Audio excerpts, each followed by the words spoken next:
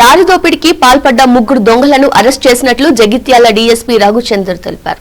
జగిత్యాలలో మీడియా సమావేశం ఏర్పాటు చేసి వివరాలు వెల్లడించారు.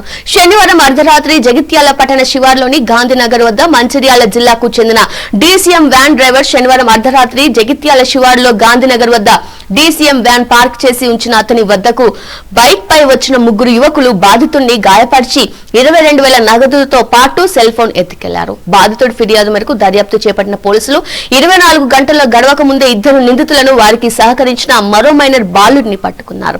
నిందితులు అదే ప్రాంతానికి చెందిన ఎర్రం సాయి, నక్క గణేష్, మరొకరు మైనర్ బాలుడుగా గుర్తించారు.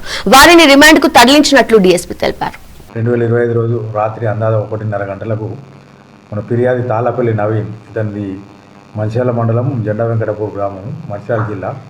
ఇతడు వడ్లలూరు డీసీఎం తోటి నిజామాబాద్ నుంచి మందమరి వెళ్తూ ఇక్కడ పెట్రోల్ బంక్ దగ్గర, గాంధీనగర్ పెట్రోల్ బంక్ దగ్గర ఆగితే కాలకృత్యాల గురించి ఆగుతుందంటే ఈ నిందితులు ఎవరైతే ముగ్గురు ఉన్నారో ఎర్రం సాయి, ఇతనిది పెరకపల్లి రోడ్ జగిత్యాలు, నక్క గణేష్ గాంధీనగరు, మరియు ఒక మైనర్ జేసీఎల్, వీళ్ళు ముగ్గురు కలిసి ఒక motor cycle, Pulsar motor cycle మీద వచ్చి ఎవరైతే ఈ డ్రైవర్ నవీన్ను కర్రలతో గాయపరిచి అతని మొబైల్ను 22,000 రూపాయల నగదు అతని దగ్గరికి వెళ్ళి దోచుకుంటారు. ఇది రాబరీ కింద మేము కేసు నమోదు చేసుకొని దర్యాప్తు చేపట్టినాం.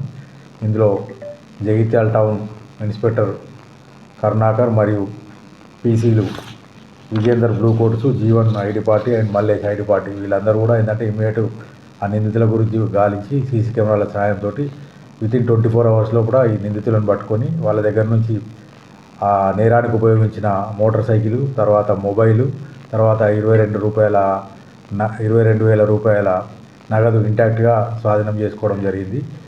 వీళ్ళ నిందితుల మీద అరెస్ట్ చేసి ఇప్పుడు కోర్టుకు ప్రొడ్యూస్ చేస్తున్నాం. వీళ్ళ మీద షీట్స్ కూడా ఓపెన్ చేయడం జరుగుతుంది. పాత ఏం కేసులు లేవు.